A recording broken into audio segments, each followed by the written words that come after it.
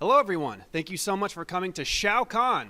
Today, I'm speaking with the Davin Jackson, and our panel title is, I've already forgotten it. I'm a last-second stand-in moderator. Yes, that's why you're making the big bucks. My name is Devon Williams. I'm a voice actor, a moderator, and everything creative, and I'm really glad to be here with you, Davin. Can you tell us a little bit about yourself, what you do, what your line of work is, and maybe some accolades so we can find out why it's so integral that we take all of your information to heart? So, what's up? The light?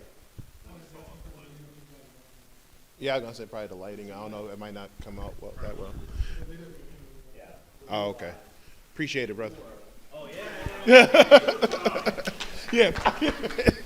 All right. So, who I am? Let's see. I'll try to keep this brief since we have the talk. So my name is Davin Jackson. I am the founder and owner of Alpha Cybersecurity and Alpha Esports and Technology, located in Suwanee, Georgia. We are an esports gaming and technology center that focuses on teaching video games, first of all, but also the transferable skills associated with gaming and technology that could lead into careers as tech and cybersecurity. And I came up with that concept because I work in cybersecurity. I've been in tech and cybersecurity now for about 20 years. Half of that has been in the cybersecurity space as what is known as a penetration tester or ethical hacker. I am also the host of InfoSec Unplugged. I am the new host of the eSecurity Planet channel, run by Technology Advice. So if you've ever seen Tech Republic, Channel Insider, No Byte, they own a series of different channels. I'm the new host of eSecurity Planet. So you'll be seeing a lot of content with me talking about different cybersecurity topics, news, events, stories, how-to guides, and things of that nature. I should have started with, first and foremost, I am a father, husband, and United States Air Force veteran. And I'm happy to be here. Appreciate y'all having me out here. Congratulations on the first convention, and hope to be here for many more. Thank you very much. Everyone, please give him a round of applause. All right, thanks for coming. We'll see you next. No, I'm just kidding. So can you tell me a little bit more about, because this industry is very foreign to me. You said e-security. No, not e-security. I have a cybersecurity company, but I also open an Esports center. So for us laymen's, can you try to break down what is an esports center? What does that entail? Well, we all know what esports is, competitive gaming, and if you don't know about it, if you've ever played any game with two players, you've played in basically a competitive a competitive game, right? So Street Fighter 2, the last stage of Double Dragon, I'm probably going further back than several of y'all already know. But with esports being such a major thing in Georgia, most high school varsity teams have esports programs. Most high school teams have esports programs. Colleges have esports programs. There are professional esports teams like the Atlanta FaZe. There used to be an Overwatch team that I'm sad is no longer here. But so we created a center that was focused on building a community. So I grew up going to the arcades. Like I used to get up every Saturday morning, doing my chores so my mom could give me $5 so I can catch the bus to go to the arcade and waste like the next 4 hours of my life on spending quarters in the machine. And there were no places like that anymore. So I wanted to come up with a modern day arcade, but also give kids an opportunity to compete in their favorite games. So not only do we do local tournaments like Smash Brothers, Mario Kart, Street Fighter, Tekken, Dragon Ball, Rocket League, League of Legends, I also partnered with other programs to have them actually compete nationally. So I like to compare ourselves to, how you have your high school sports teams, but then you can go play like travel ball or AAU. I consider it like to be AAU. So you can still play for your school team, but you can also join our team and play for us as well, and we compete nationally. So that's what the Esports Center is. But like I said, we also focus on teaching things like game design, game development and design, shoutcasting, streaming, and then I do a lot of cybersecurity classes, workshops, STEM, AI, Again, trying to teach, I call it using gaming as the cheat code to engage in other conversations, especially with today's youth. The attention span is the attention span is as long as a TikTok video, so we have to find new ways to engage them. And also, I hate to say trick them into learning, but essentially that's what it is, right? If you go to a young person and say, I want to help you work on your communication skills, they're either going to shut down or they're going to cuss you out. Yeah. But if you say, let's use Fortnite for example, and you say, I want you to get on this stage, because we built a stage in the center. I want you to get on the stage and explain your strategy for playing Fortnite. They're going to probably give you a PowerPoint presentation on their favorite POIs, the loot, why they pick certain loot, why they trust what they trust and how they navigate it.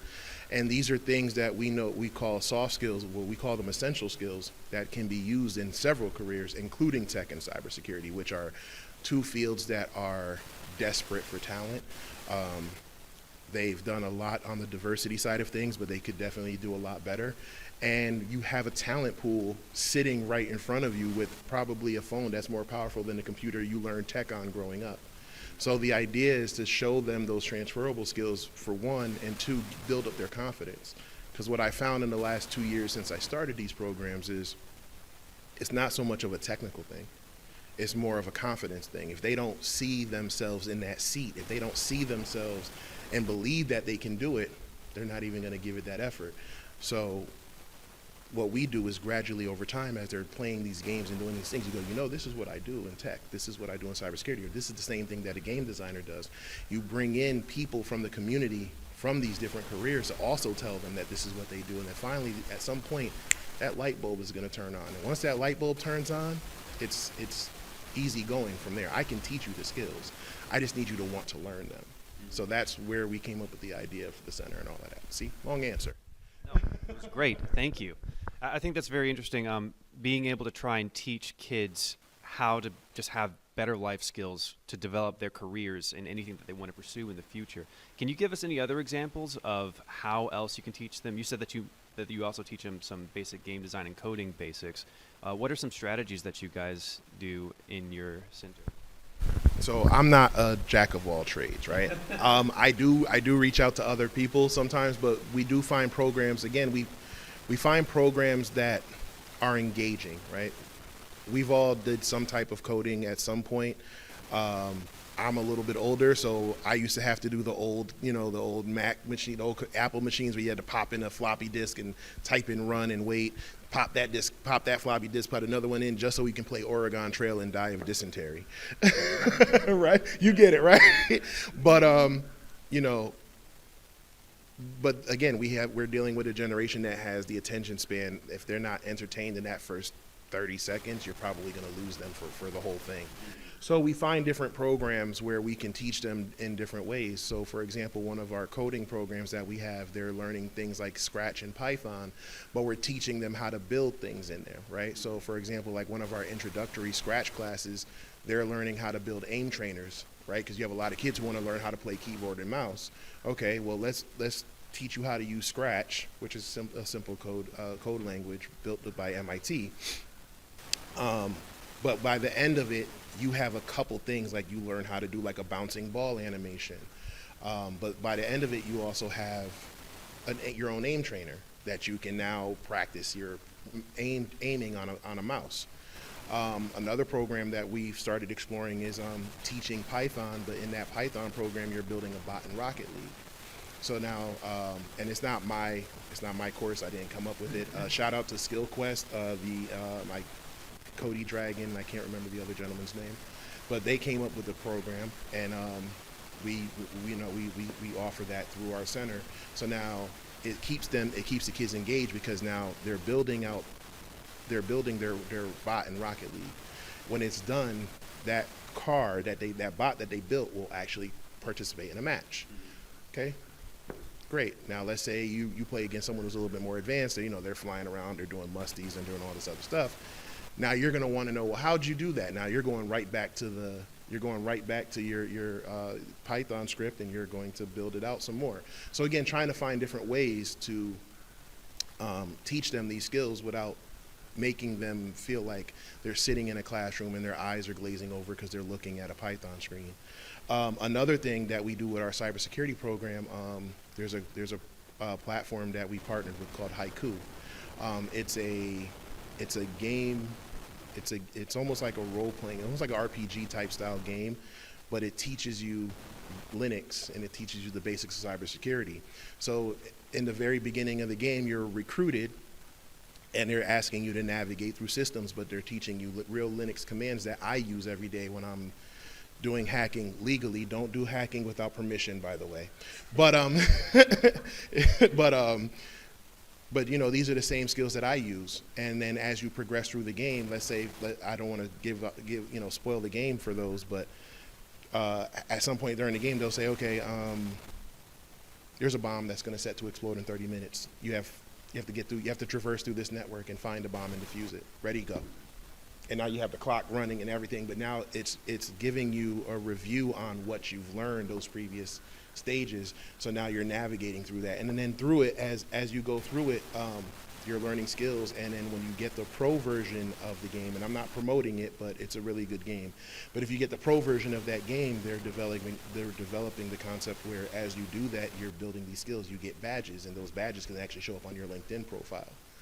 So now you can actually show, I know these skills, I have hands-on, and that's what's really important now. Like, you can get the book education, you can get the certifications, you can get the degrees, but if I put you in front of a keyboard and say, you know, here's the objective, go for it. If you don't have the hands-on skills, you're not going to succeed. A good friend of mine, Tyrone Wilson, coined the phrase one time, the keyboard doesn't lie. And that's true, right? So you can have all the accolades, but that's only going to get you the interview. In a field like tech, cybersecurity, or ethical hacking, coding, software development, if you don't have the skills or a portfolio to showcase those skills, you're not going to get too far in these competitive job markets. And I like that you touched on how we're not able to do all of these different skills like coding or design or security. We just aren't equipped. We're always going to have blind spots. I'm curious, how do you get other organizations involved, if any, to be able to cover those blind spots and teach these kids, you know, other life lessons? This is where things get a little bit uncomfortable, because sometimes you have to go out and ask for help. Sometimes you have to be the one to look in the mirror and go, I don't know everything, right?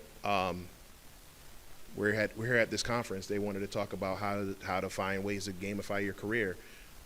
They reached out to me, right? Because they don't have those answers. So it's just about networking and kind of getting it out there, but also, you know, being genuine. You know, it's not always about monetary gain. It's not always about status or whatever it is that people look for. It's about, you know, being the change you want to see.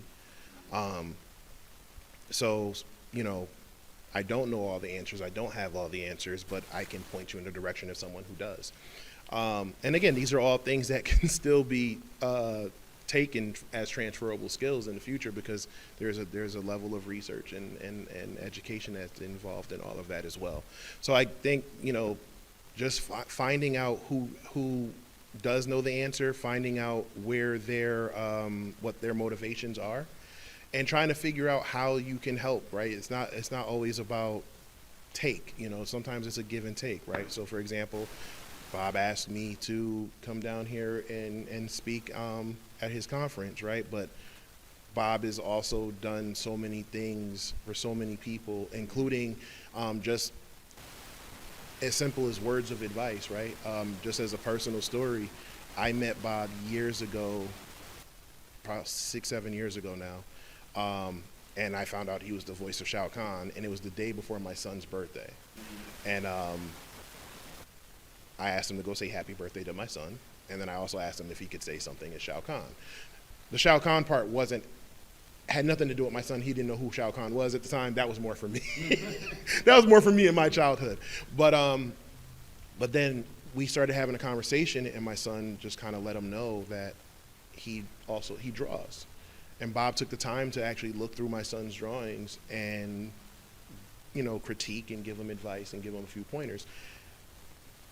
those 2-3 minutes, for one, did so much for my son, because now he has someone, again, who looks like him, who is telling him, this is my career, this is my resume, this is all that I've done, and now this is awesome, you can do this too. And now that set him on a path where now he, for the next 4 years, he was just drawing. And he would draw, and then every year we would run into him, whether it was DreamHack or something else, and he'd go, hey, what do you got for me?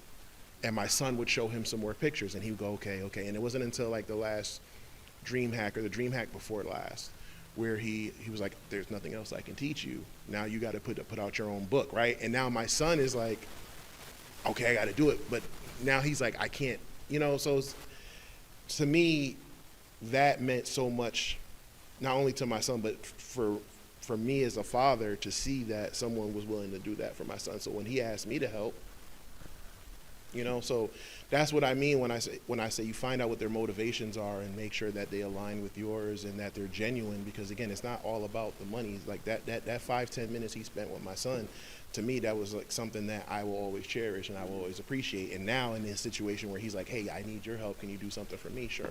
What do you need? So just like I said, finding people who align with your motivations and align with your spirit, essentially, and just building off of that. Thank you. And that's exactly what Bob wanted this entire convention to be about. It's to motivate, educate, and empower every single person who's attending. For those who might be watching the VOD right now, I wish you were here. You should come next year, because it's definitely going to happen next year. But the amount of inspiration you will get from these, and all the information from all the people who have been in the trenches, who have seen the downsides of everything and been able to bounce back, it's astounding. There's no way that you can come to this convention and not feel like a better person after leaving it. I've learned so much, and I've been volunteering, so I haven't been able to see everything. But what I have seen, I'm just making really great connections. So I'm glad that you shared that story. I too met Bob. He taught me a lot about voice acting like a couple of years ago. I lost touch with him, and then when I got back in touch, he's like, hey, I'm doing this convention. I could use some volunteers. I'm right there for it. And everyone who is here, whether they be volunteering or running panels or in the vendor booth, they're all connected to Bob in some way, because like your son, in some manner, he has motivated them. He's taught them something, and he's just reinstilled, or not even reinstilled, but reminded them of how capable they are.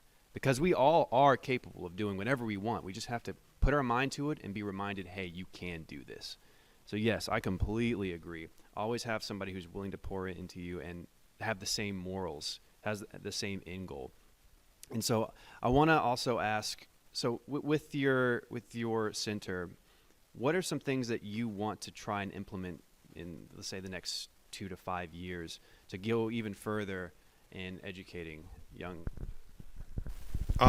Getting them ready for the career path that they want, first and foremost. I don't want to bash colleges, right? Especially not live. Right. I don't want to bash colleges. I don't want to, especially not live. What happened? Oh, okay. But there are a lot of, I feel like for years we were all told that the American dream was getting a college education and then, getting the job with the picket fence and the 2.5 kids and a dog and all of that, right? That's great. And if you have the means to do so, go for it, right? But there are so many options out there that they don't talk about because it does not require going to college. Case in point, most of the things that I have done in my career, yes, I've done some form of education, whether they be certification classes or self-taught, but I do not have a college degree. I grew up in the inner city. I wanted to go to college. I actually was supposed to go to college for media, which is hilarious now when you think about it full circle, because now I'm working in media for one of my jobs. But I wanted to go to school for media. Things didn't pan out the way they were supposed to, and I ended up going to the military. Actually, let me rewind that. I grew up around, like I said, gaming and anime, so much so that I guess you could say my first real hack was a Sega Saturn, right? I used to go to Chinatown in New York City to get the old Dragon Ball Z tapes on VHS because there were no Cartoon Network, there weren't Crunchyroll and all of that, and you had to know somebody who knew somebody to get it dubbed on a VHS tape, a 90-minute VHS tape to get you 3 episodes, and we wanted to get the latest episodes of the Majin Buu saga, and we took a train to New York City. We were probably supposed to be in school, stay in school, right? But long story short, we got there. Guy was like, hey, there's this Dragon Ball Z game for the Sega Saturn. We're like, it doesn't exist. Yes, it does. We had to go back. We got back on the train, came back to Connecticut, had to go to the library because not everybody had a computer in their house at the time that had access to the internet. Go to the library, look it up. I don't even think it was Google. But it was like, look it up, and it was like, oh, crap, there's a Dragon Ball Z game in Japan. How do we get it? Okay, well, we put our money together, bought it, and we're like, okay, now what? Well, we ended up finding out that you can burn the games because Sega Saturn and in the early versions of the Sega Dreamcast, didn't have any protection on them. So you could actually burn the discs and just pop a burned disc in. However, you had to load up a legitimate disc in the Sega Saturn and wait for the logo to come up. And then you had to open up the door, pop the disc in. Problem was, the moment you open up the door, it reset the whole process. It terminated the process. So we had to trick the Sega Saturn into thinking the door was always closed. So we did a little bit of research. I think we went to a pawn shop and found an old one, took it apart, realized that there was a button on the motherboard that controlled the door sensor. So we just stick like a toothpick or a paper clip in there, and Sega Saturn thinks it's closed. So, but I say that to say that, we did all of that, but even in that time, I never looked at tech as a career path. And when we would talk to people about it, we always felt like we weren't good enough. We weren't smart enough. We weren't qualified. We didn't look the part, whatever the case may be. So much so that I ended up going to the military. I went to the I was supposed to be an air traffic controller in the Army National Guard, and then I switched to Air Force, and I became an aircraft mechanic on the F-16 and the stealth fighter.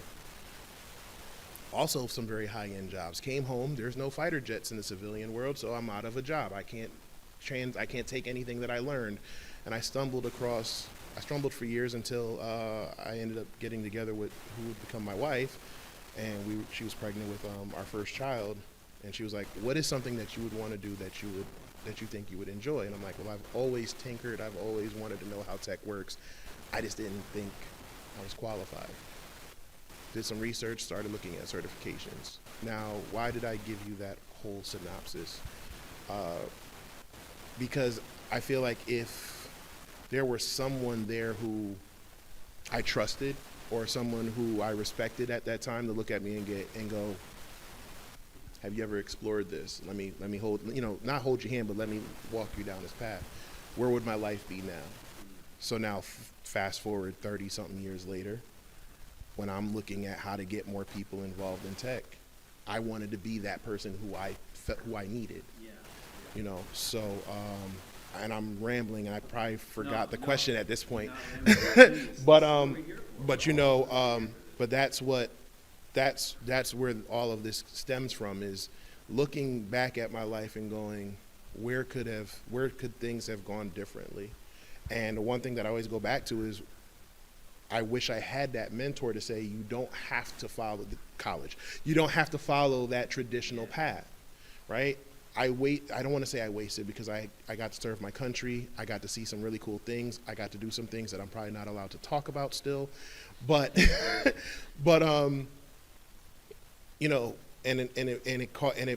took me on this journey that led me here now. But had someone looked at me and said, there's another option outside of what everyone's telling you, even your own parents, right? Because we're here at a video game convention. We're here at a convention that's about gaming and stuff like that. All things that we loved as kids, but our parents told us was a waste of time, right? And you got to forgive the parents. They only go with what they know and what they were told. But what if someone was there to say, have you explored this? Have you explored that, right? Now my thing is, college is what, for anywhere between $45,000 to $50,000 on average a year. Okay. Most people aren't going to afford that right now, especially in this economy, regardless of whoever. The money's just not there for it, right? College is getting more and more expensive. I know I have a senior in high school, and we're starting to look at colleges, and I'm trying to figure out if I need to either sell a body part, or do I need to get back into the gym so I can start like stripping on the side. Just joking. Sorry. Don't. Only kind of. Anyway, right? But we're not shaming. We're not. Yeah, you got to do. Hey, look, right? But look, at least I want to look the part, right? So, but seriously, $45,000, right? What if I told you, okay, let's say a third of that. So let's call it $15,000. Let's say if you give me $15,000 in 2 years of your time, I can help you land a career that can probably pay you, I'm gonna be on the low end, 60 to 75K, right? Now, that's not six figures like everybody fantasizes about when they talk about tech careers, but it's on the right path to it. And as you could progress through your career, you can get to that six figures. But 60 to 75K isn't a bad salary. In fact, that's life-changing to some people. Now, you spent a third of that money you were going to save for college. What could you do with an extra $30,000? So now you have $30,000 and you have a decent salary or something. And also, when you get into those jobs, the one thing that they don't really tell you is they'll pay for any future training that you want. So now you don't have to come out of your own pocket, or if you do, they'll reimburse you. And usually they reimburse you, and it also comes with a raise, right? I grew up, I flipped my career, right? Like I took my first $300, bought a certification voucher to take an exam for Microsoft, and I bought the books, right? Took that $300, went to my boss, convinced my boss to come up with a reimbursement program. Excuse me. Passed the test. He gave me a check for $300. I took that $300 and went and bought the next one. So I basically got my first like 6, 7 certifications on the same $300. You see what I'm saying? So these are things that a lot of people don't know or they're not aware of. And again, they need someone to say it's possible. Not only is it possible, I've done it. Right? So back to now coming back full circle to the question about the next 2 to 5 years is I want to build out these programs to show them that there's options available to them. If they want to go to college, great, let's explore that. But if you want to go the tech route, what do you want to do first and foremost, right? Because you hear people say, I want to get into cybersecurity, and you say, well, what do you want to do in cybersecurity? And they're going, I don't know cybersecurity. Okay, do you know that there's so many jobs? There's offensive, defensive, red team, blue team, purple team, secure coding, ethical hacking, digital forensics, SOC analyst. There's so many things you can do in cybersecurity. So first, let's narrow down what you want to do, and then when we narrow that down, now let's look at what it's going to take, right? And then the next thing we need to do is figure out what I tell my mentees, figure out what your why is, because it's not going to be easy. There are going to be times where you're going to look at it and go, man, I'd rather do something else. Your friends are going to be out partying. You're going to be here studying. You're going to dedicate time to your lab, practicing. You might take you away from your video games or your date nights or whatever from time to time, but it'll be worth it in the end. So these are things that these are programs that I'm trying to figure out and try to create in the next 2 to 5 years. These pipelines. I've already started partnering with local colleges, Gwinnett Tech, I sit on their advisory board, to create these pipelines. Now, if you want to go the esports route, we're starting to partner with professional leagues and organizations as well to try to develop a talent pipeline. So what I want to end up happening is no matter what path you want to go, if you come into my center in time, we're going to point you in the right direction. Now, I can't do the work for you, but I'm going to give you the tools that you need to make the informed decision of what it is that you want to do. So again, another long answer. That's That's great. And you'll also be able to surround them with people who would motivate them to achieve those goals. And I like what you said about the why, because during those long nights of studying and not being able to enjoy life, that's really what's going to be giving you that motivation to continue working and dragging your feet across glass, really. I want to switch gears a little bit with a less serious question. If your life was a video game, what would its title be, and what would the final boss be?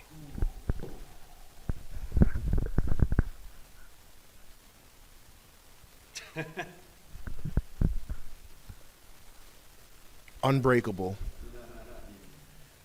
The final boss would probably be 2023 to 2024. I say that because, I'm gonna get personal. So if I pause for a minute, just bear with me.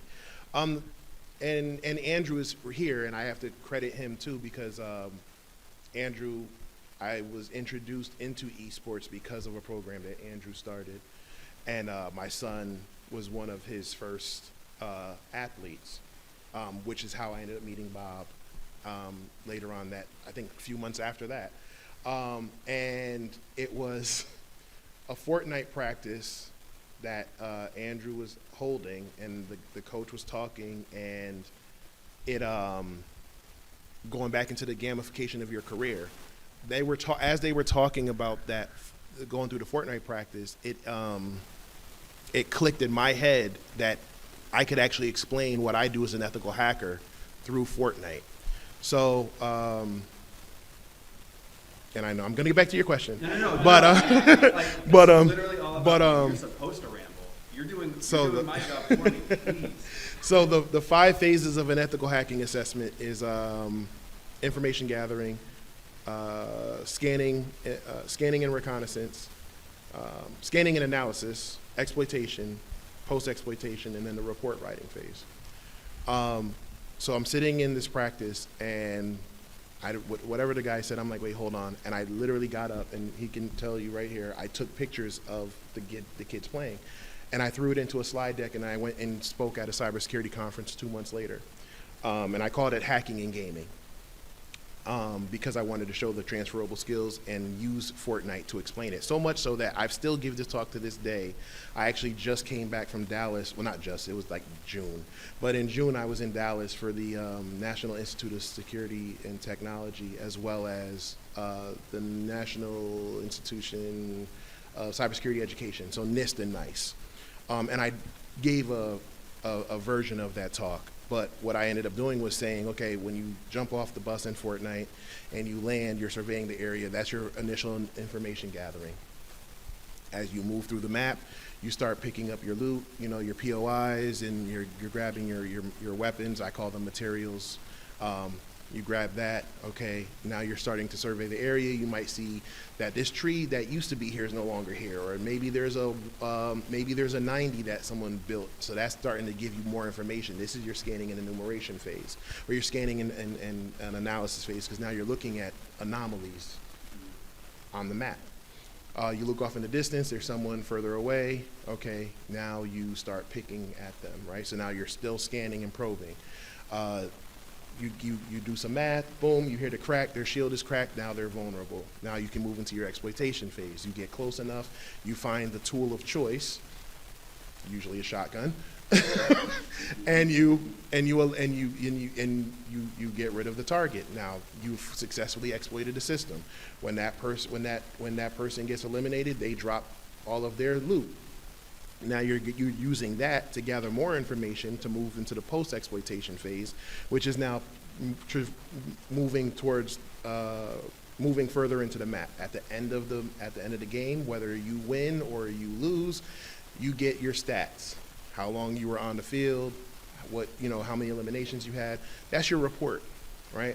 So in the real world, and in the real hacking thing is a lot more than that. And I wish most of my hacking reports were 1 page instead of like 96 pages. But explaining that to a kid, it's still something there, right? So now I'm trying to remember back, right? So what was the question? You were talking about 2000. Yes. Oh, so okay. So yeah. So sorry. Andrew. But yeah. So because of COVID, because we had talked about partnering and doing some stuff with cybersecurity, and then like I think the week I was supposed to do it, the world shut down.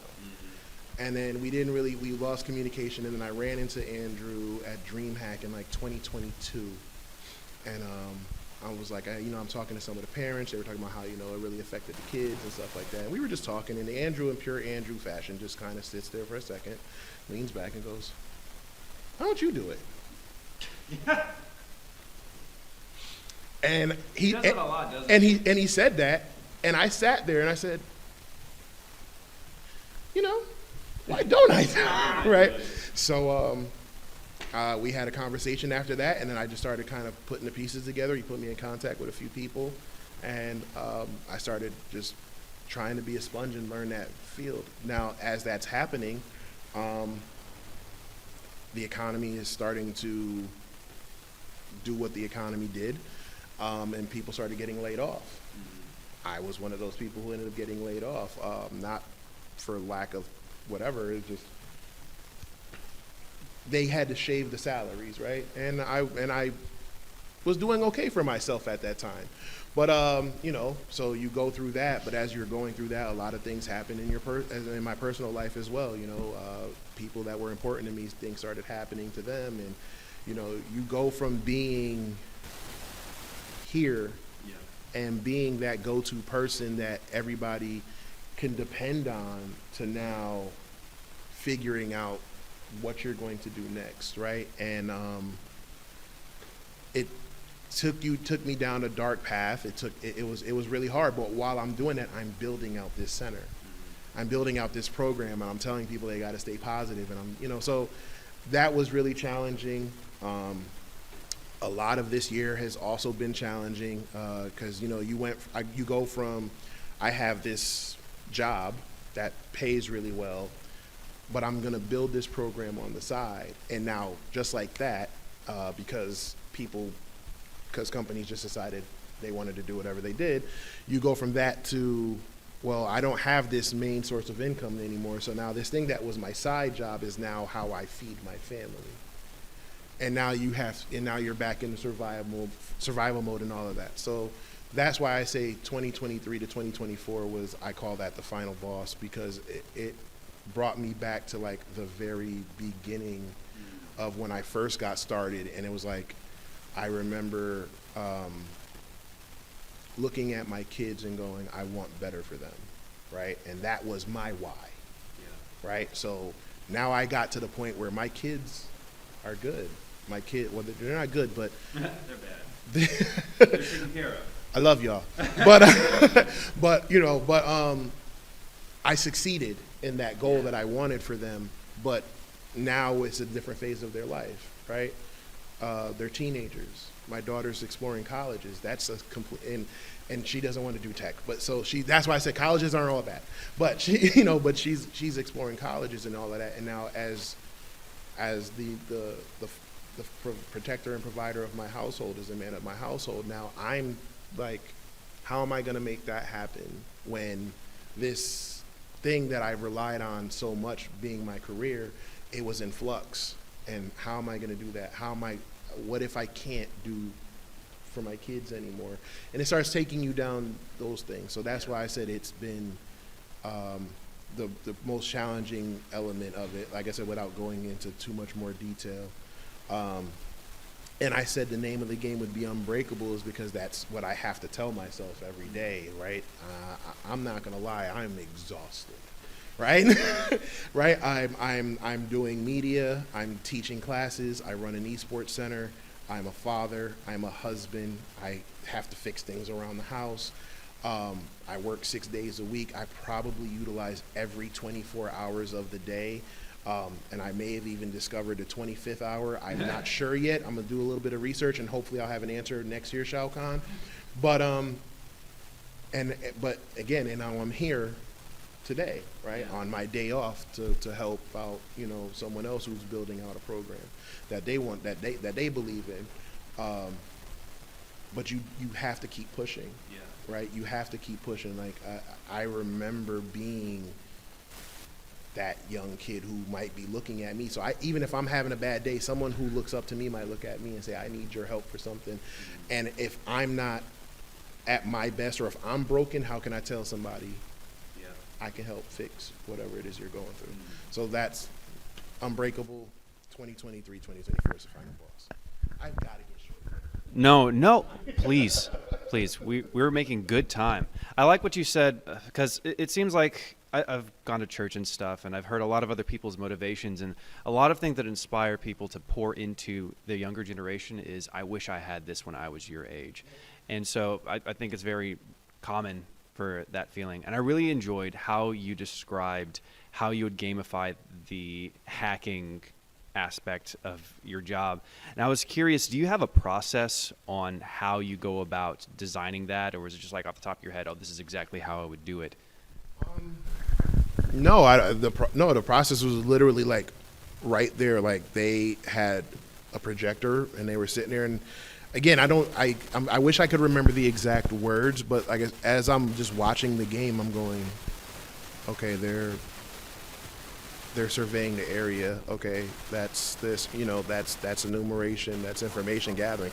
Yeah, and I'm just like, I'm watching it as it happens, and I'm going, oh crap, I have the 5 phases, right?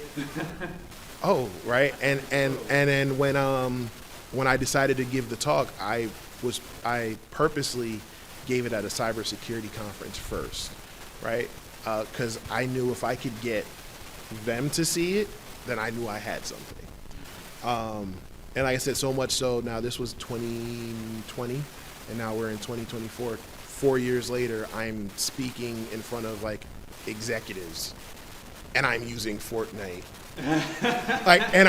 I'll show you the video later, but like I'm giving the talk, and like as one of the slides pop up, and I'm like, yeah, this is Fortnite. And I just spoke at the ACT conference. We're still in October, right? Yeah, earlier this month I spoke at the ACT conference about AI and cybersecurity, and I brought up video games in there as well, because again, these are things that are going to drive our future, right? We talk about AI. Right now, AI, yes, I know we saw the iRobot thing that Elon did the other day, but at its core, AI is still learning. I mean, it's in the name, large language model, but it's in that process, it's learning and training.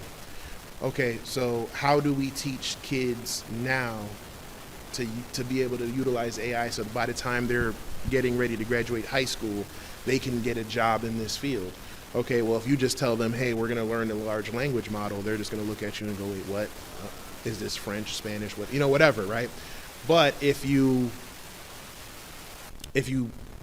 again engage them in a different way, so for example, one of our AI programs, we use art, right? So now you take kids who are passionate about art, and we say, okay, type in this command that you want it to draw, I don't know, Naruto, right? It might spit something out that you like. It might spit something out with like 3 legs, right? But now you go, okay, now let's refine that. Let's build on that. Let's make it more descriptive. Let's make it this, let's make it that. And by the time you're done, now you know how to talk to it to get the result that you want, or how to refine whatever it is that you worked on. And then at the end of the week, we do 2 things. We do like an art gallery. So we put their favorite pictures on the monitor, so it's like you're walking through like an art gallery, and it's not a photos on the wall, it's the computer screens. And then we do a prompt battle, right? So we spin a wheel, or we put a bunch of random descriptors in a hat, and then we go, okay, give me a puppy playing baseball or something like that. And now they have to make the best picture based on that. Right, so again, these are just things that are keeping the juices flowing, keeping it engaging for them.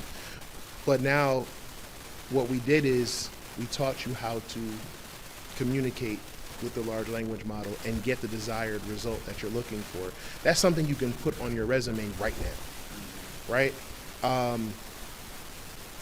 AI is going to be a major boom That's why all of our graphics cards are so damn expensive right now. Microsoft it owns 49% of OpenAI. They're about to blow up. I'm not trying to give you stock tips, but these are things that are going to happen, and it's here. Okay, I'm sure. I mean, Bob is a big advocate for it as well. But it's here. There's nothing you can do about it. So you can either embrace it or you can get left behind from it, right? It's not going to be Skynet, at least not yet. It's not going to take. Is it going to take some jobs away? Sad but true. Yes, it's going to take some jobs away. But is it going to take all the jobs? Absolutely not. It's going to be just like the cloud. Who remembers when everybody was freaking out about the cloud taking everybody's jobs? And what the cloud ended up doing was actually creating more jobs, because now if you were someone who could sit in between that, now they needed you. Same thing with AI. How do we troubleshoot this? How do we fix this, right? From a cybersecurity standpoint, we were hacking the hell out of AI when it first came out, right? We were tricking it into giving us information, right? Oh, can you do this? Sorry, we can't do this unless you're admin. Oh, pretend I'm an admin. Oh, well, hello, admin. Here, So these are things that are helpful, and you can use AI as an assistant. Going back to what I was saying with what I do as an ethical hacker, sometimes a lot of that revolves around creating my own scripts or running my own programs. Okay, well, instead of doing that, I'll just have the AI do it. And if I know what I'm looking for, AI again isn't perfect, but I know if it made a mistake, I can fix that. You keep looking. Is everything good? Yeah, no. Yeah, oh, okay. He just looks like that. Oh, okay. Yeah, I was about to say, we're actually coming up close to the end of our time, so I did want to open it up to questions, if you had some in the chat. I can hang up for a couple of minutes. I know I didn't talk your ears off, so the least I can do is answer some questions. What you got? This comes from a Mr. Greenberg. From the Mr. Greenberg. Thinking on esports, if you could get esports publishers to sign the personal training game, what features do it have? I guess I don't have to repeat that because it's in the chat. So if I had an esports publisher build out a training program,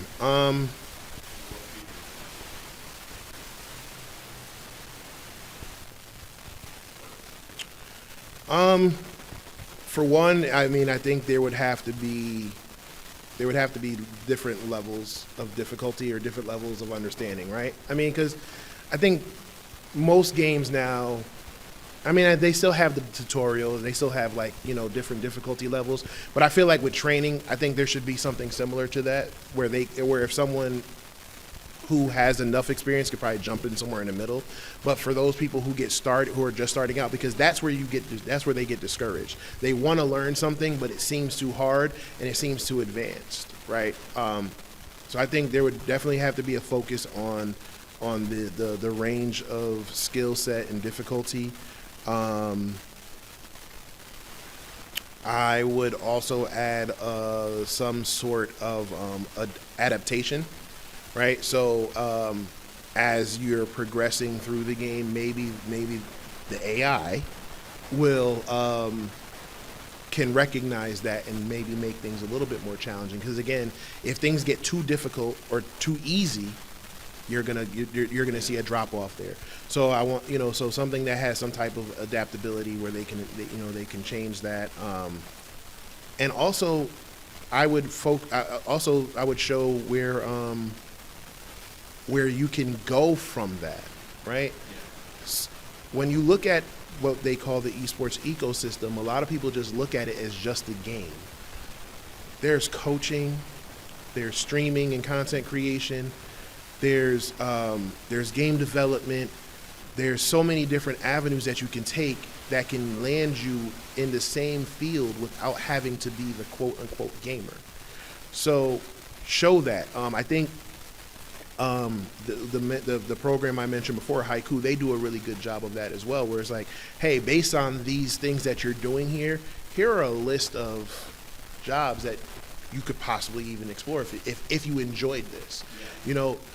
Making it more known, right? I don't want to say that anybody is gatekeeping anything, but again, there's so many things that are out there that could be beneficial to not only to the kids and the gamers, but to the parents as well, so that they would also embrace the idea of letting their kids play in a in a safe environment, a controlled environment that they know they're gonna grow from it. So if you look at, again, Fortnite, again, let's just use Fortnite for example. Everybody's playing Fortnite, everybody's on these custom maps, and everybody's playing these games for hours on end, but they don't talk enough about UEFN. They don't talk about the Fortnite Creator Program.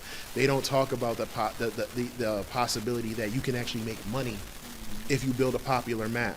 So focus on that stuff as well. So yeah, you're playing the game, but wouldn't it be cool if you could, just like how you're playing this map, wouldn't it be cool if you built your own map and you can make some money?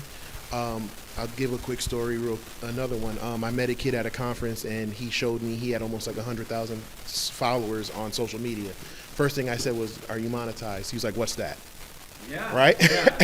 And I said, "Okay, what game?" I said, "You play Fortnite?" He said, "Yeah." I said, "Do you play custom maps?" He said, "Yeah." I said, "Have you ever built a custom map?" He goes, "I thought about it, but I never did." I said, "Okay. If you built a custom map and you went on your social media with your 100,000 followers and said, 'Here's this map code. Play this map.' Do you think 10% of your 100,000 followers would get on that map?" He said, "Yes." I said, "Okay." I said, "Do you think 1%? Right, so that's 1,000. He said, "Yes." I said, "Okay, cool." I said, "Or what if you did something like, 'Hey, I'm going live on this map. Here's the map code. Here's my Twitch channel. Come play and join the stream.' Do you think you would get those same numbers?" He said, "Yeah." I said, "Okay, now I'm showing him the money you can make by getting people to play on your map for hours on end, right? If they like it, tell them to share it. Tell them, so these are things that I feel like we should be more vocal about as well. Not just the game, but how it can also make it benefit you, right? The one thing I quote all the time is Heath Ledger's Joker, if you're good at something, never do it for free. Right? So if you're good at playing these games, you're good at playing on these creative maps or creating your own maps, monetize it. So that's if there were a publisher or a program, I would say adaptability, that would incorporate the AI for that, but also show them the different elements of things that they can do beyond the game, because I think that would also be helpful to the parents as well. If the parents are going to go, "Wait, hold on. So you can play this game, but you can also learn how to play, build the game that you're playing," right? And then hit them with the head like, yeah, and it's using the Unreal Engine. So it's the same stuff that does Fortnite to the Mandalorian. Disney invested $1.5 billion into Epic Games or into Fortnite to build their own program. Disney doesn't invest money into anything it doesn't make money off of. So if Disney is going to give 1.5 for 9% share of Epic Games, I think we can invest a few hours to teach them how to code it and make their own money off of it. So hope that answered the question, Mr. Greenberg. Now that you're in the room. All right. Unfortunately, we're out of time. So thank you so much for taking the time to go over this with everyone. I feel definitely motivated from all of this. Can we get one last round of applause for Davin Jackson? Before we end, do you have any shout outs that you want to give out? Anywhere that we can follow you on social media or where we can find your new endeavors? Let's break it down both ways. So for cybersecurity, if you want to follow me, you can follow me at DJaxAlpha, DJax_Alpha on Instagram and on Twitter. You can also, if you also can go to YouTube and subscribe to eSecurity Planet, because I am the new host over there. You can also go to the Alpha Cybersecurity YouTube channel, where I have my podcast, InfoSec Unplugged, as well as some other hacking stuff I do. And then for my esports folks, you can follow Alpha Esports and Technology. It's Alpha Esports Tech on all things social media, except for X, because Elon apparently has like a letter limit. So it's Alpha Esport Tech.